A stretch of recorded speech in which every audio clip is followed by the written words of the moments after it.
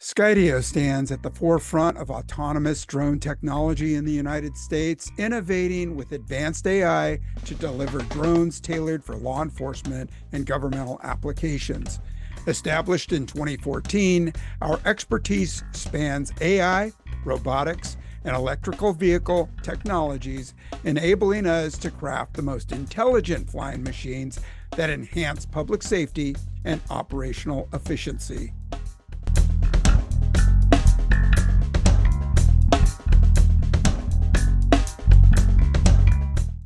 Hey, welcome back. You're listening to Policing Matters on policeone.com. I'm your host, Jim Dudley, and we have a returning guest that I'm sure you will enjoy hearing from. I'm excited to talk to him again. But first, police use of force is oftentimes not as simple or as easy as it sounds. We've seen the viral videos and social media, mainstream media posts of cops wrestling on the ground with individuals for prolonged periods of time, sometimes awkward, ineffective, and dangerous. Sometimes the fights with the suspects are over the suspect's weapons or in an effort to disarm the officer themselves. Well, my guest today is Rener Gracie from the renowned Gracie Brazilian Jiu-Jitsu family and Gracie University and his BJJ Academy. This is a return visit. We've had Rener on the show, I think about 3 years ago, right after the horrendous 2020 impact on policing, when force options were being taken away from police and not replaced with other options. Well, Rener's done a heroic job. He's trained thousands of law enforcement officers with BJJ to fill the force gap. Great to have you back on. Welcome, Rener Gracie. Thanks, Jim. Honored to be here and glad to see you're still doing great work. Yeah, my pleasure. Hey, and when I see some of the videos that you're commenting on or recreating or showing some moves on how to avoid those situations, I love the fact that you're often offering, hey, identify this officer, get him in contact with me. I'd love to give him some free training. That's really big of you. What's your feedback on those so far? We actually have an incredibly high conversion rate for officers because I do these Gracie breakdowns, right? So when you have an incident or a use of force, my theory is, man, there's no better way to learn than from our past. So when an incident takes place where I look at it and I believe a safer or more effective use of force was possible, I just want that officer and all other officers to take that as a learning opportunity, much like we do in jiu-jitsu, right? If you catch me in an armbar today, tomorrow, you're not going to catch me in the same armbar because I'm going to modify my behavior. And I feel like there's so much opportunity for that in today's day and age, being that, so much of police work is being broadcast to the world with body cams, now pretty much ubiquitous throughout American law enforcement or several agencies, many agencies, the dash cam footage, security cam, everyone has their phone out. So law enforcement officers are under greater observation today than they've ever been in the history of our planet. And as a result, they're held to a higher standard. And, we also have greater opportunities to learn from tactical errors in uses of force.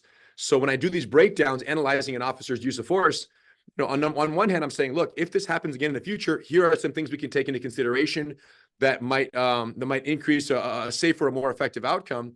But also the officers who were participating in this very use of force that we're analyzing, if anyone knows them, please send them my way because I want to sponsor their participation in our Gracie Survival Tactics instructor certification program for law enforcement. So, I never do these videos to try to badmouth or try to make an officer look bad because I'm a strong believer that officers are only as good as their training. And in most cases, the officers have no choice in the training that they receive.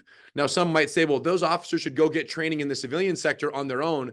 But I'm also a believer that an officer should not have to go pay $200 a month at some jiu-jitsu school in order to be sufficiently trained to do their job as a police officer. I believe the agency should provide sufficient training so that an officer can be safe. If you're going to be a cook, if you're going to be any a chef somewhere, if you're going to clean windows, the job that you sign up for should train you how to do the job that you signed up for, right? That's part of doing the job. And I feel like law enforcement as a whole is missing the mark, and they're giving officers disastrously insufficient amount of training when it comes to empty hand arrest and control. And as a result, you see all these videos going viral of officers poorly performing during arrest encounters, be it one-on-one or multiple officer arrest encounters are often some of the most chaotic and some of the most, inherently escalatory encounters. And it's really sad to see the injuries that take place or the lives that are lost on both sides as a result of these poorly executed arrests. Because when I look at it, all I think to myself is, this is a training issue. They need better training. And if they had it, it's likely this wouldn't have happened. Yeah, and I think the public only sees those viral videos, sometimes often with weapons involved, pepper spray or a baton or even a firearm, but they don't realize that the use of force is likely to come from physical encounters of hands-on or body force. Since we last spoke 3 years ago, you've expanded huge. You've now formed an alliance with the New York Police Department to create what you're calling the SafeWrap technique. I've seen it. Tell us about it. Yeah. So interestingly is that about 2 months ago, I was approached by a large California hospital system, and they inquired about learning self-defense techniques for nurse practitioners and other healthcare professionals when they deal with patients. And one of the biggest struggles, besides random grabs and punches and just aggressive violence that you might expect from a patient who's not happy with how they're being treated, or maybe they're medicated in a way that is causing them to behave erratically. One of the biggest requests they had was, how do we control a hospital patient on a hospital bed in a way that utilizes no joint locks, no choke holds, no chest compression, and no pressure points, such that if we're restraining a patient and they violently resist the restraint hold, they don't hurt themselves in the process. So there can be no catastrophic joint lock or joint break that occurs as a result of the patient's resistance to the method of restraint. So this is the set of prerequisites that came to me. And that was a very new set of prerequisites that I'd never experienced before. Because in law enforcement, what they say is, Rener, we need techniques to control actively resistant or assaultive subjects. And we have to do it in a way where it's effective and safe, for the officer and to the civilian to a certain extent. But if the civilian resists our attempts to arrest them with a lower level of force, then we have to escalate the level of force to potentially cause injury so that we can prevent that subject from assaulting, further injuring the officer or someone else. So the idea of escalation of force, right, where the force can escalate, and pain compliance as a concept in law enforcement, right, where you put on a joint lock. If they resist, we put more pressure. If they resist, it may eventually cause permanent damage to their arm or wrist or hand or shoulder. All of that is a possible outcome when you use standard pain compliance techniques. That wasn't good enough for the healthcare world. Pain compliance, where if the subject resists, they would hurt themselves. They said, no, for patient safety reasons, we cannot do that. So I'm like, this is very anti-jiu-jitsu. But then I thought deeper and deeper. I went to the lab, which is the mat, right? And I started exploring with different techniques and tinkering with different maneuvers. And I figured it out.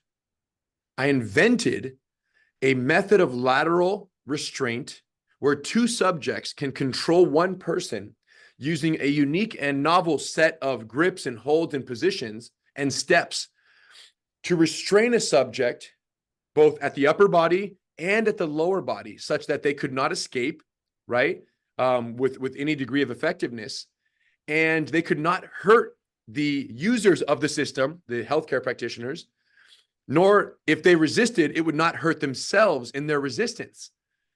And when I stumbled upon this, Jim, I was shocked at how simple, how easy, and how effective it was. So it checks the box for the healthcare institution. Immediately, I'm talking within minutes of solving this problem in the lab, I thought, wait a minute, if this is that safe and effective for healthcare, and it's conducted from the lateral recumbent position where the person is on their side, which is medically much safer than prone restraint, I'm thinking, how applicable could this be on the ground for law enforcement officers? So I throw it on the ground, put a mat down. My partners who I was exploring with, we get in the position and we lock up the SafeWrap on a grounded, laterally recumbent subject. And they can't get out, and they can't hit us, and they can't bite us, and they can't scratch us, and they can't kick us, and there's no joint lock. And literally after 20 years of teaching law enforcement, prone restraint as the primary method of 2-on-1 control, I stumble upon this SafeWrap and I realize that this is something that has the capacity to completely change the landscape of multiple officer arrest encounters. Standard prone restraint has 4 fatal flaws. Number 1, the subject's hands are underneath their body and they're very difficult to extract because they're pinned between the body and the ground. Number 2, when an officer gets frustrated that they can't extract those hands, they start throwing strikes. It's very common that they'll hit, give me your hands. How many times have we seen that? Give me your hands. And the person's on their belly getting punched into the pavement, and all they're trying to do is survive, and they can't even hear the officer, let alone comply. Another problem is that because the hands are pinned under the body, we can't see them. So at any moment, the subject can reach down and grab a weapon at their waistband, and it's concealed from our vision, which means we might have to escalate our level of force if we don't know what they're reaching for, and sometimes incorrectly and unjustly escalate our level of force if we make a move in that heat of the battle that the person doesn't have a weapon, but we thought they were reaching for one when they reached down. Because we can't see their hands, we have to make an assessment that is largely uncertain. And then finally, the fact that the person can build the house. And you know this because you were a cop, but when someone's in prone position, they can push off the ground and they can do a push-up and they can build the house.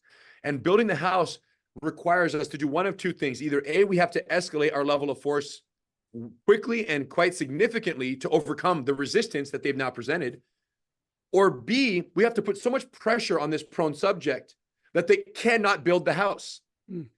Both of these are problematic and they're inherently escalatory. If they get up and we escalate to a taser or a firearm, now we escalated because they got up, because no one wants to be face down on the pavement.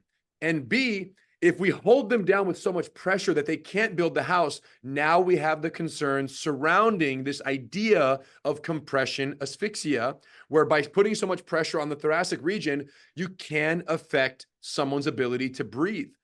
And recently there was an incident, right? Devontae Mitchell died 2 weeks ago when he was compressed on his chest by 2 or 3 security guards outside of a hotel, one on the legs, a couple on the upper torso, and they were kneeling on his torso, and he never woke up. He passed out and never woke up.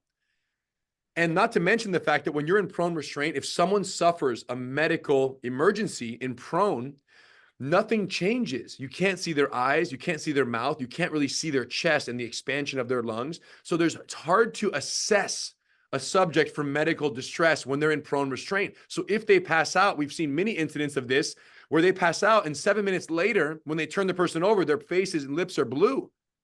Whereas in the SafeWrap position, they can't do a push-up because they're laterally restrained. So there is no ground in front of them to push off. They're in the lateral recumbent. They can't access a weapon in their waistband because we're controlling both of their wrists. So we can see their waistband, we can see their hands. And if they reach for the waistband, we can easily control and pin the wrist against their body. We can monitor their face the entire time. We're talking to them. We can see their eyes, their nose, their mouth, and their lungs, and monitor all of that for medical distress. At any given time, if they have an episode, we can render aid immediately versus waiting several minutes to turn this person over, even though they stopped fighting and went unconscious several minutes ago. That doesn't happen when someone is under the care of 2 certified SafeWrap users, and they can't escape. They're just trapped. And ultimately what happens, Jim, and I wish I could wrap you in the SafeWrap for you to feel this, and you've seen the videos that demonstrate this. What happens is when someone is carefully, and lovingly restrained in the SafeWrap with good communication, great composure, we're talking to my partner, I'm talking to the subject, ultimately they can't move. And it's almost comparable to being trapped in like a full body straitjacket. Straitjacket is not a painful experience. It's just immobilizing. So imagine a straitjacket for your arms and your legs using these proprietary and novel configurations. Imagine being trapped where you can't move. How much longer do you fight for, right? Because we know this well, hope is a function of progress. As long as the subject is making progress, case in point, Rashad Brooks at the Wendy's during the killing in, so many years ago, where he was taken out of the car. He was passed out in the drive-through line. He gets taken to the ground. 2 officers try to restrain him in prone restraint. They're unsuccessful because he builds the house, gets up into turtle position. He reaches back and grabs the taser of one officer, is able to get up to his feet and exit, points the taser at the officer, who then fires rounds taking the life of Rashad Brooks. My question is, was that a justifiable killing? The answer is yes.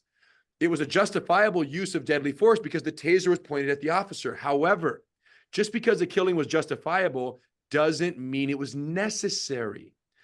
Case in point, we go back to the ground control that was flawed and failed. Those officers were not effective at restraining the subject on the ground because Rashad was able to build the house and continuously stay in a strong structure because prone restraint was the desired objective of the two arresting officers, such that he was not arrestable. He was able to get up because prone restraint did not put him in a position where he was unable to escape.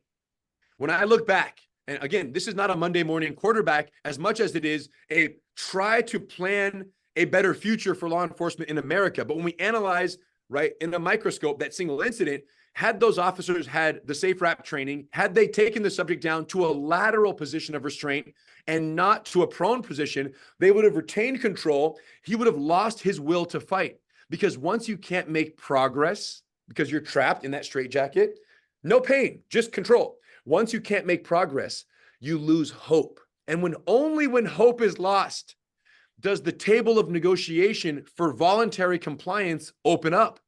So in that situation, hope is lost. Okay, I give up. Okay, what do you guys want to do? Okay, now we'd like to handcuff you. And this is what makes the SafeWrap so unique and special, Jim, is that it's the first system of lateral restraint that also facilitates lateral handcuffing without requiring the use of prone control. So even though we can restrain and prevent escape from lateral recumbent, once they exhaust their will to fight and they have nothing left, we can, from the same hold, laterally transition both of their hands to their lumbar region on their side and apply handcuffs without ever losing control of the subject and without ever transitioning to prone restraint. This is the first and only lateral restraint method of its kind, and certainly the first and only lateral handcuffing procedure enabled by the lateral SafeWrap control position. So looking at all of this put together and talking about the landscape of law enforcement today in America, it's my belief that the general understanding of American law enforcement is get him to his stomach as fast as possible and get his hands behind his back or her hands behind her back. And it's this misguided belief that has been prevalent and pervasive and, ubiquitous throughout law enforcement for the last century or more. It's this prevalent belief that prone is the place to be that is ruining the relationship between law enforcement and the American public, because every arrest that takes place that is ineffective because the two officers are not speaking the same language and they're going to the notoriously unreliable prone position of control, it requires a natural and a rapid escalation of force. So the subject resists arrest like any of us would do, right? If you're having your worst day and you're either drugged or alcohol or medicated, or you're a mental health patient who is, right, suffering a mental health crisis and is aggressive, and as a result, they need to be arrested, Jim. That person did not commit a crime. Maybe they need the most help. So irrespective of whether we're talking about suspected criminals or we're talking about a mental health patient, they both need to be restrained in a way that reduces the likelihood of force escalation, and SafeWrap does that. One officer goes high, one officer goes low. Together, they take the subject down, safely controlling the head the entire time. And right when they land in supine, not prone, supine restraint, they cross the arms, they cross the legs, they get the person in position number 2 of the SafeWrap system on their side.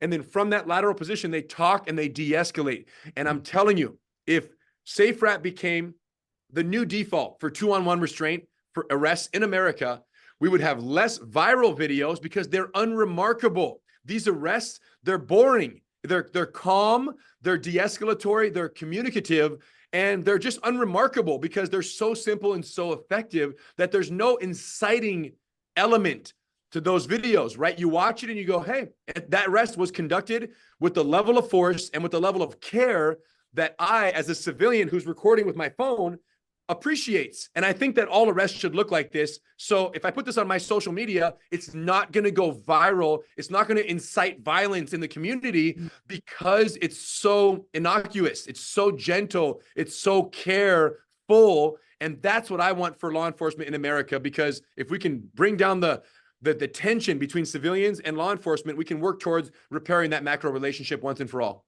Yeah, 100%. I think though, we're going to have to make a real paradigm shift when it comes to taking a look at approaching a suspect from the side. I mean, the threat, as you know, comes from the front, right? The threat comes from the front. And so in law enforcement for a decade, the training said, turn them around, get them face down, try to secure the arms. How are you doing that with NYPD and the other agencies? Any Well, resistance? yeah, great question. There's been no resistance to a complete paradigm shift from any officer or executive, command level executive at any agency whom has been introduced to the SafeWrap system in person, in a demonstration of the actual skill and the actual technique. With videos, a lot of people, the videos are more than enough. They watch it and they go, holy cow, it makes perfect sense. It's game changing. And this is what it is. In fact, to give the videos, as much steam as I could, I thought, wow, I believe in SafeWrap 100%. This is the future of law enforcement, but I don't expect anyone else to believe it unless they see it working against resistant subjects. So I went to Santa Monica Beach with my brother. We put down some mats. We took $1,000 cash. We put the cash on the floor, right there by the fitness area in Santa Monica Promenade. Put the cash on the floor, and we got arrested a couple dozen volunteers over the course of 3 hours. And we said $1,000 cash if you can escape the SafeWrap. So we get them on the ground, we put them in the position, and then these people went absolutely berserk. This video is on the internet, on YouTube. I've seen it. Just search $1,000 challenge, SafeWrap, Gracie family, Hedon Henner. So you look at this video, and what did you notice, Jim? Those people went 100% to get the cash because they all wanted the money. So this was my way of reassuring myself and the world that, look, and here's the thing, I'm a black belt in jiu-jitsu. So in fairness, they look at that and go, well, you're an expert. Well, hold on. I just invented the SafeWrap 2 months ago. Before that, the move did not exist. And I didn't use any other black belt jiu-jitsu skills except for the SafeWrap. I use one system of control to restrain these people. So while they might try to discredit SafeWrap because, I'm a black belt, the fact remains on the video, I only use the system that I'm teaching and that cops are learning all over the country and NYPD. So back to your question about people, questioning, or how has the receptiveness been when they're in the room with me and NYPD, you saw those testimonials. I had 50 NYPD instructors in the room. I asked 5 of them to arrest me. They tried, Jim, and they were unsuccessful. And throughout the arrest, not only were they pulling on limbs in awkward ways, I built the house, I'm getting up, I'm fighting away. I pulled out a knife halfway through the demonstration and started stabbing all of them. And then it was just chaotic after that point, as you might imagine. So then I switched and I chose the biggest guy I could find in the room. And I said, lay down. And we took him down. We held him on the ground. We got him in SafeWrap. And same rules. I said, look, here, take this knife. And I said, hide this knife on you anywhere you want. And I said, we get to start with any grip we want because I let you guys start with any grip you wanted. So it was an apples to apples comparison of starting on the ground. How are you going to handcuff this guy? We get him in SafeWrap. He goes crazy for 90 seconds. After that, Jim, full surrender. I have nothing left. I'm fully depleted. I give up. And then I say, okay, well, we'd like to sit you up, but in order to sit you up, we have to handcuff you. Are you going to cooperate? Yes. And then we proceed with our lateral handcuffing procedure. This is all on video. Proceed with the lateral handcuffing procedure. And he gets handcuffed laterally, never gets pronated, never builds the house, never is able to touch his knife, and is never able to escape. In that room, they were dumbfounded, Jim. All of them were dumbfounded. Here they are teaching prone restraint for the last 30 years at NYPD or more. And to come in, some guy, and I'm not even a cop, in fairness, right? So all the audience should know this. However, I've been teaching law enforcement for 20 years. I'm a jiu-jitsu scientist. So my job is to take the best proven principles of jiu-jitsu and physical, right, effectiveness of control and leverage and body mechanics and apply those to different fields, whether it be healthcare, whether it be sexual assault against women, bully proof for children. This is what I do, or GST for law enforcement. So I took my 100-year family legacy of jiu-jitsu, answered the questions for healthcare, and came up with the solution that law enforcement always needed, but never knew they needed. And I share this with NYPD. They're dumbfounded. I went to Police 1 headquarters at NYPD and I shared SafeWrap. There's a video of this on my Instagram. I presented the SafeWrap to the police commissioner of all NYPD. And he was equally dumbfounded, as well as all of his executive staff, that they've never thought of this, and that prone restraint was thought to be the destination always. They had it all wrong. And it's my opinion, and this is a bold statement, that everyone, including Gracie University, who was teaching prone restraint for 20 years, we all have been asking the wrong question. The question was always, how do we get the hands behind the back? Get them on his stomach. The question should have been, how do we position someone on the ground where all of their ability to escape and to harm themselves or us is neutralized, but in a way that allows for the most effective de-escalation and communication with the subject and with our partner throughout the entire process? That's the right set of questions, not how do we get the hands behind the back. It's too easy of a question to say, how do we get the hands behind the back? So SafeWrap answers a much more carefully constructed set of questions that are much more considerate of all the problems we're facing in American law enforcement today as it pertains to 2-on-1 arrest and control encounters. And so the answer is no one. I mean, we went on TMZ, right? We went on CBS. We went to NYPD. I presented this to the training sergeant at LAPD, LA County Sheriffs, 4,000 LA County Sheriff's deputies. Sorry, LA County probation officers, 4,000 officers. I presented to their training lieutenant. He says, okay, we want this for LA County probation. So everyone who sees it is blown away. And everyone who sees it, I think there's a sense of, damn, for so long, we've been going that way when we should have been going that way. It literally feels like an entirely new direction for law enforcement. And so new, in fact, that I patented the system because it's never been done before. And I applied for a utility patent on the process of the SafeWrap lateral restraint position. This works in grounded applications. It also works in seated applications. And the patent application also includes the lateral handcuffing procedure for law enforcement and the 4-point restraint procedure for healthcare applications, right? Firefighters, EMTs, hospitals, nurses. We're talking to Phoenix police. We're talking to Phoenix Fire and EMS right now, 1,500 firefighters. Imagine a city where the firefighters are SafeWrap certified, the EMTs are SafeWrap certified, and the law enforcement are SafeWrap certified.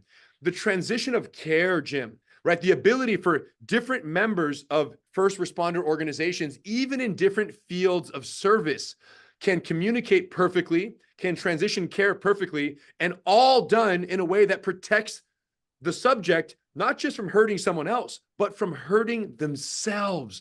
And when we talk about the rise of mental health patients and mental health crises in America today, the ability for a first responder to engage in a way that protects the subject as much as they protect themselves, that right there is what takes SafeWrap to a whole new level. Yeah. Hey, I want to ask you particularly about the handcuffing, but I'd like to take a brief moment and thank our sponsor.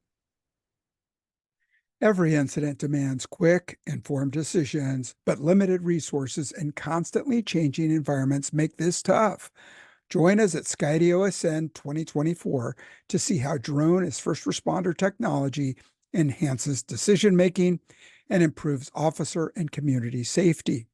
Hear from leading agencies using DFR as a force multiplier and learn how they're shaping the future of public safety.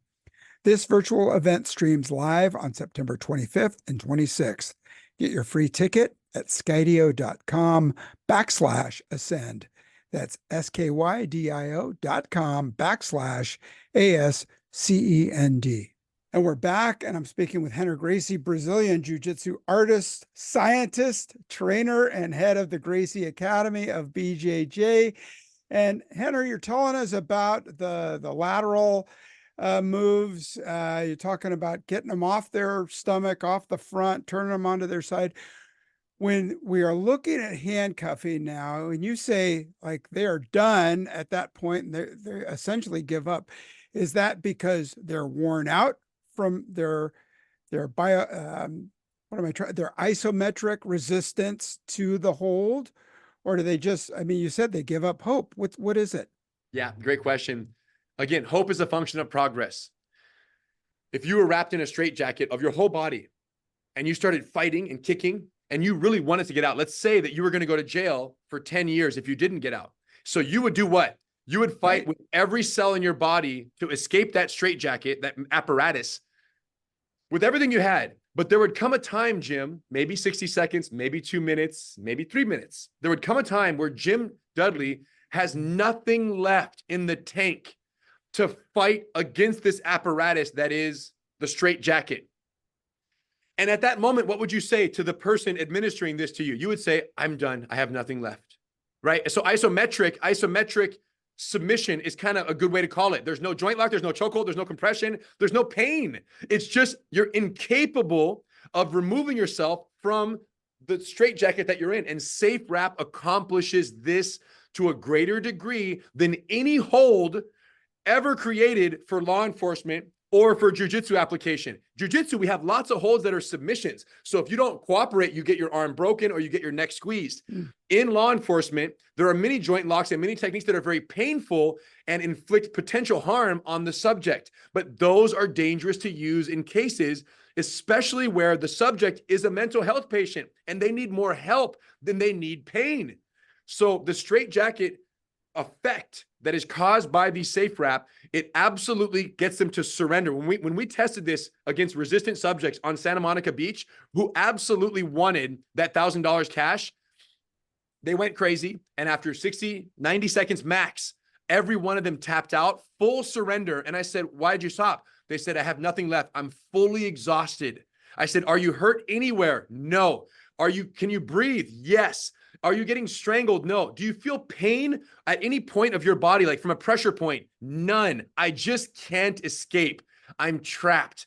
I said, okay, would you like to sit up? Yes. Okay, to sit you up, we need to handcuff you now, for your safety and for ours. What are your thoughts on that? Please do. Jim, this is the point. When there's nothing left to give, you surrender. That's just true. It's human nature. And we accomplish that in a way safer and more effective than ever previously done in the law enforcement sector. Now, naturally, as we're approaching, different agencies and communicating this, the idea of a proprietary method of restraint is new to law enforcement because I've been teaching different holds and submissions and joint locks and handcuffs for 20 years. And there's been no patent, there's been no proprietary element to this, to a system. That's because everything that we've done thus far has already been done forever. SafeWrap, thanks to the hospital asking us to create a solution, brings together a unique series of steps and holds that have never been used in combination, especially for the purposes of handcuffing without utilizing prone restraint. This has never been done before. And under US patent and trademark law, process patents are one of the 4 categories that in which you can apply for patent protection in America and in other countries. A process is any steps or series of steps that are new and solve a problem, right? So you can apply for patent protection. So with this system, I realize that because we are the inventors of the system and because this system will completely change the landscape of 2-on-1 arrests in America and around the world when it comes to law enforcement, it was important to me to stake claim to the solution that we are responsible for first and foremost. But it was also very important to me because by having a patent on the SafeWrap system as a whole, it allows us to ensure the highest quality of instruction and highest quality of dissemination to end users of the system. Since no organization and no company and no agency can teach the SafeWrap system without a license to use the SafeWrap system, it ensures that with that license and with them adhering to the requirements of the licensing agreement when it comes to minimum training requirements, right? And when it comes to proficiency expectations for each of the end users, this is how we're going to ensure that this technique is not bastardized, right? This system of restraint is not bastardized by everyone using it however they want, modifying and messing it up. And now all of a sudden, lateral restraint is this thing all over the country that everyone's doing in different ways, and they're not maintaining that quality standard. So by patenting and requiring a license for use at any institution that wants to use it, it ensures the highest quality standard from teachers and from end users. And I understand that that is also a new concept, a license for the use of a method of restraint. So what we're doing, and of course, there's a licensing fee associated with the use of this system that is commensurate with the size of the agency, right? Larger agency will pay more, smaller will pay less. But the key here is that I understand that the whole idea of proprietary method of restraint and the idea of requiring a license for a particular system of restraint is so novel to law enforcement that what we're doing is for any instructors who learn and become certified to teach the SafeWrap system from any organization, law enforcement, fire, EMS, hospital, or other, anyone who gets certified to teach SafeWrap, their institution can obtain a free license for 12 months to use the SafeWrap system to teach all of their staff members during that period. And in that period, they can experiment and make sure it's very easy to teach, very easy to learn, easy to retain, right? Especially if agencies are only getting 4 or 8 hours a year of hands-on training, which, as you know, sadly, all too well, is disastrously insufficient for general jiu-jitsu practice, but it's what most agencies are stuck with right now. So even at an agency where they're only getting 4 or 8 hours a year, we provide kind of strict guidelines on the minimum training requirements within that window of time. Within that single training day, we need to have a certain amount of SafeWrap hands-on training for the agency to be certified, licensed, and for them to, all their end users to be certified in the system. And what happens is they're able to experiment over the 12-month trial period, the use of the SafeWrap system. And what do we expect to happen during that period, Jim? I'll tell you right now. Number one, significant reduction in use of force as a whole. Because when officers are more competent in their abilities and they feel safer in their own skin, they're able to de-escalate verbally and avoid physical uses of force at a much higher level. Number two, fewer injuries in uses of force to civilians. So if a civilian is taken down and controlled with SafeWrap and they don't pronate and they can't build the house and can't grab a weapon from their waistband, think about how that all prevents, right, the unnecessary escalation of force by holding them in SafeWrap, and we don't have to escalate on top of their escalation. Number three, workers' comp goes down. Because officers are more effectively prepared to work in tandem to control a single subject, the chance of the officers getting injured during a chaotic 2-on-1 or 4 or 5-on-1 arrest drops significantly because we all speak the same language. The analogy I like to use is what CPR is to emergency first aid, SafeWrap is to emergency restraint. It's one language. It's a simple, easy to learn system. And when everyone speaks that same language, it will mean the difference between life and death in so many use of force encounters. And even better, when the police, the fire, the EMS all speak that language like they do with CPR, it just creates a level of communication that is otherwise impossible across different fields of service.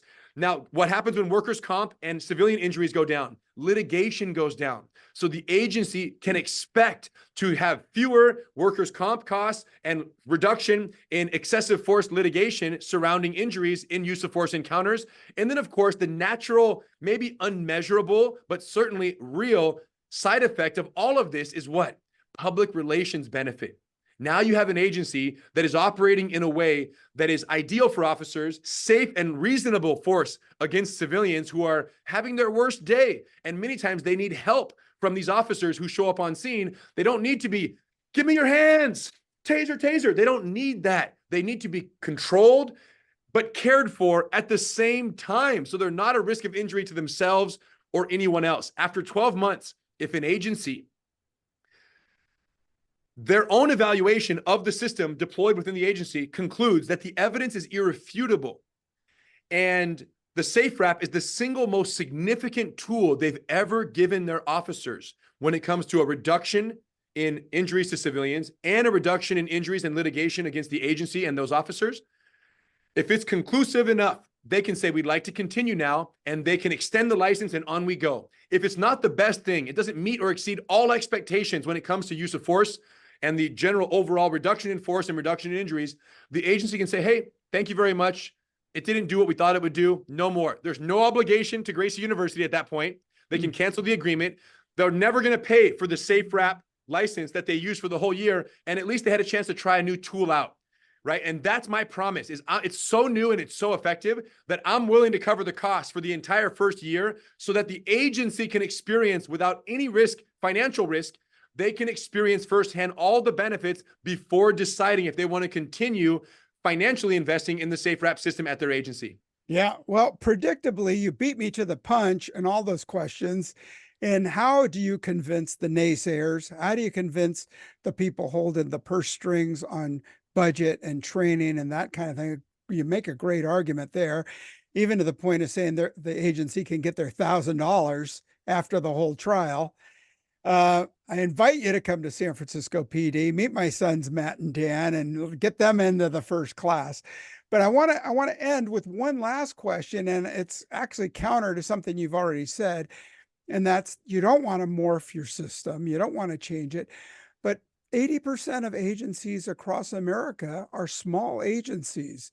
Is there some form that you teach to single officers to hold on to things until, backup comes or a helpful civilian or somebody else? Is there a single person wrap system? Great question. So first of all, the answer is yes. Gracie survival tactics, the whole GST solution that we've taught for 20 plus years, ever since Rodney King in the early 90s, when we created the program, GST is the preeminent jiu-jitsu-based defensive tactics program today in America and around the world. Look at that. All these coins and hundreds others that don't fit on my flag were given to me by different police chiefs, police commissioners, sheriffs from all over the country. So Gracie survival tactics, out of 40 techniques in Gracie survival tactics, 38 of those techniques are one-on-one survival and methods of restraint. This is what we specialize in. I can teach any officer, if you give me the time, to survive and to neutralize aggression and to take a subject into custody by themselves. That's what we do. However, here's the challenge, Jim, is that when these agencies are talking about giving only 4 or 8 hours of training per year, you're creating an impossible equation. You can't say, I want every officer to be independently capable of prevailing in a violent use of force encounter against any unknown threat or subject. They need to survive and take that person into custody by themselves. You can't make that claim and also make the claim that we're only going to give you 4 hours a year to do it. It doesn't work. You can't have it both ways. If you want individual officer universally for all the officers within an agency, if you want individual officer effectiveness and competency, you need to offer weekly or monthly training. There's no exception to that. It has to be more regular. But here's what's so wild, Jim. When an agency is SafeWrap certified and everyone speaks the language such that if anytime 2 officers arrive on scene, they immediately know that in tandem, we are going to enter the SafeWrap system, the procedure, lateral restraint procedure. If that's known universally at an agency, then what happens is this: an officer who is by themselves, on a call for service, who gets attacked, backup is 3 minutes away. The officer is by themselves. The officer is surviving against this subject. Because there's a universal SafeWrap system implemented at the agency, the officer no longer has the obligation of developing the skills and the proficiency to not only survive, but defeat, overcome, and arrest this person by themselves. All they need to learn is 3 ground techniques from underneath a larger subject for how to hold on and protect themselves until the help does arrive. Because right when the help arrives, we can enter the SafeWrap system and easily and effectively take that subject into custody. So this is what's so remarkable, Jim. When SafeWrap is adopted by an agency as the universal language of multiple officer arrest, the amount of one-on-one training that an officer needs to learn in order to be independently capable of surviving a violent encounter until help arrives, it drops significantly. Because once help arrives, they can quickly and easily, segue into the tandem application of the SafeWrap system. So yes, SafeWrap is a tandem technique, but the prevalence of SafeWrap within an agency is what reduces an agency's need to invest in the weekly, monthly training requirements that are necessary for independent officer effectiveness. In other words, people used to think that in order for officers to be effectively interdependent in tandem applications of 2-on-1 team tactics, they had to first be independently effective at the grappling arts.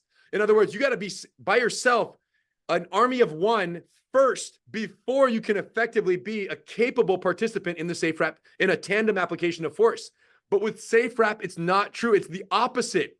Because everyone is so interdependently effective and so dialed in when it comes to multiple officer using force against a single subject, because that's such a reliable and such a universal language at the agency, the individual officers can get away with a lower level of independent competency because backup is 2 minutes away and all you have to do is hold on. And when your partner gets here, everything kicks into gear better than it ever has been when we were focusing on independent effectiveness, right? So this is the breakthrough, right? 1 + 1 = 2 in the past. And only if you were a good 1 could you potentially be a 2. No, with SafeWrap, we train for the 2 all the time. 2 is where we're born.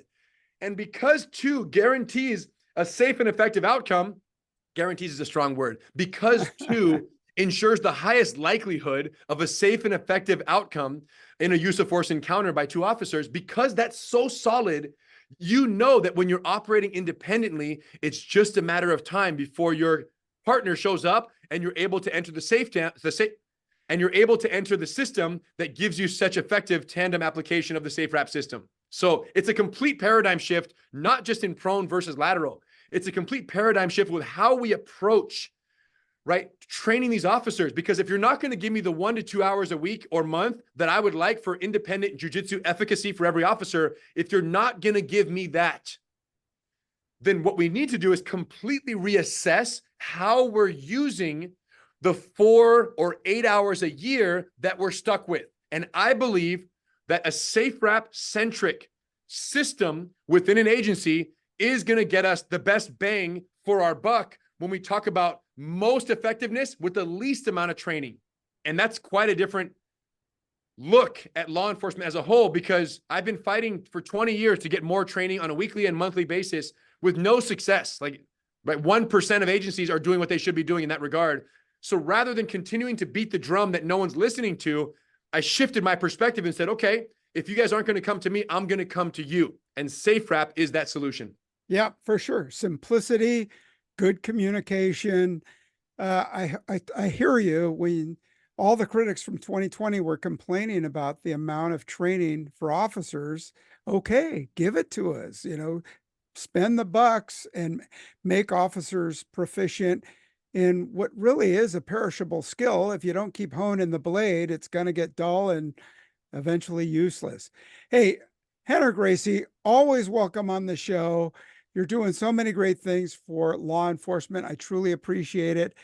From my own family and across America, the law enforcement agencies, individuals that you're helping, and coming up with this concept that's probably going to save, I guarantee is a tough word to say, but I would really insist that we're going to reduce injuries with this system. Thanks so much for coming on the show today and sharing. My pleasure, Jim. And jokes aside, your son's at San Francisco PD, as you indicated, let them know I'm ready to come up there and do a SafeWrap presentation for the chief and anyone else who's willing to listen, because they need it as badly as anyone else. Nice. I will. I'll make that call today. All right. Take good care. Stay safe. Thank you. All right. To our listeners, I hope you enjoyed the show. You can check out a couple of videos down below, the TMZ report on the wrap. There's an article on NYPD's success using the wrap, and drop me a line and let me know what you think. Shoot me an email at policingmatters@police1.com, and you can see the link to the Gracie Academy and Rener's personal successes and all the things that he talked about, the anti-bullying and the other programs. All right, take good care, stay safe, and I hope to talk to you again real soon.